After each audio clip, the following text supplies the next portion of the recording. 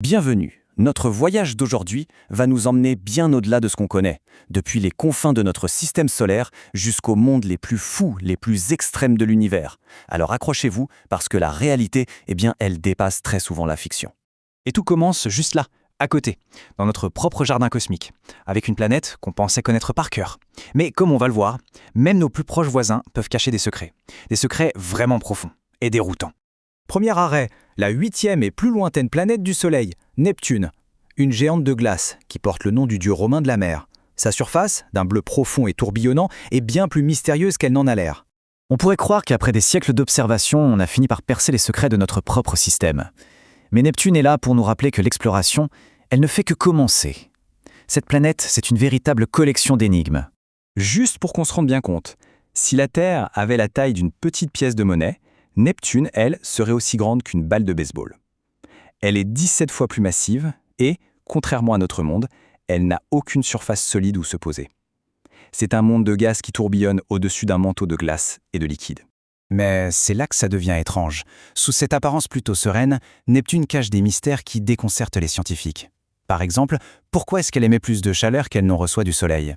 D'où viennent ces vents supersoniques, les plus rapides de tout le système solaire? Pourquoi son champ magnétique est-il complètement de travers? Et que sont ces fameuses grandes taches sombres qui apparaissent et disparaissent comme des fantômes? Une partie de la réponse à ces énigmes, elle se trouve dans son cœur. On estime que sa température dépasse les 6550 degrés Celsius.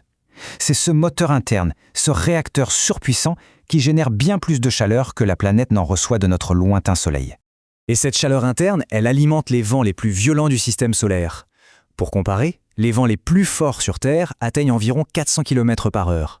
Sur Neptune, ils dépassent les 1900. Mais le plus fascinant, c'est que ces vents soufflent à contre-courant, dans le sens opposé à la rotation de la planète. C'est un vrai casse-tête pour nos modèles météo. Et puis il y a son champ magnétique.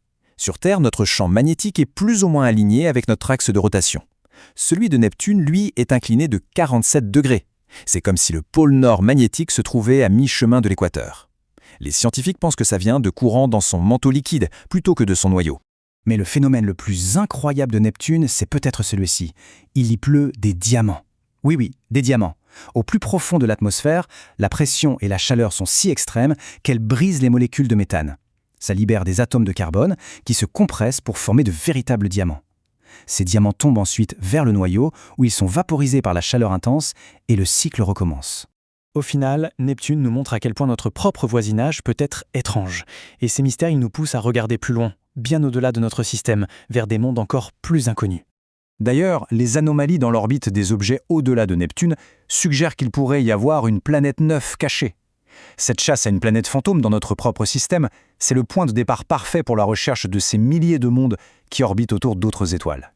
Et ce qu'on a trouvé là-bas, ça défie l'imagination. Préparez-vous, on part pour une petite visite de certains des monstres cosmiques les plus extrêmes jamais découverts. Pendant des décennies, une planète avec 2 soleils comme Tatooine dans Star Wars, c'était de la pure science-fiction. Les scientifiques pensaient qu'un tel système serait bien trop chaotique pour qu'une planète puisse y survivre. Ils avaient tort.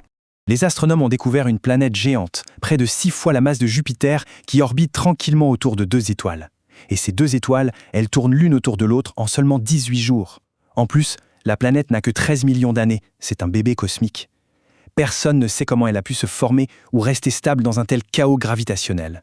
Il existe aussi une planète si déformée par la gravité qu'elle a la forme d'un citron. Elle orbite autour d'un pulsar, le reste hyper dense d'une étoile morte. L'intense gravité du pulsar étire la planète, la déforme comme un caramel cosmique. Franchement, un monde comme ça ne devrait même pas exister.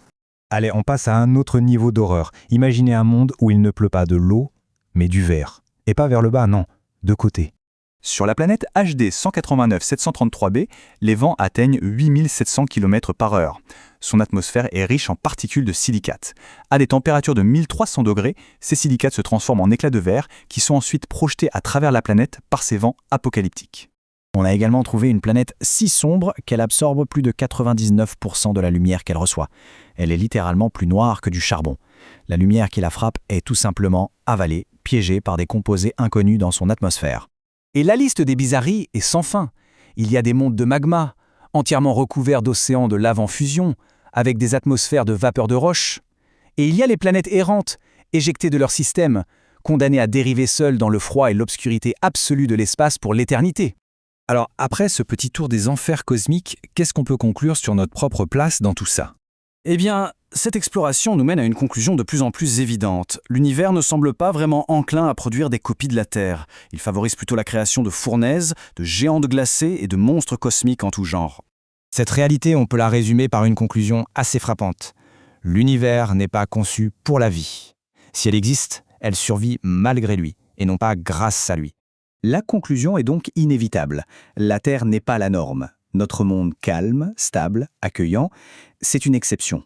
Une anomalie incroyablement chanceuse dans un cosmos qui est pour l'essentiel hostile et profondément étrange. Et on n'est qu'au tout début de cette exploration. Plus nos télescopes deviennent puissants, plus l'univers qu'ils nous révèlent est bizarre et inattendu. Ce qui nous laisse avec une question fascinante. Quelle sera la prochaine découverte qui va encore une fois bouleverser tout ce qu'on pensait savoir ?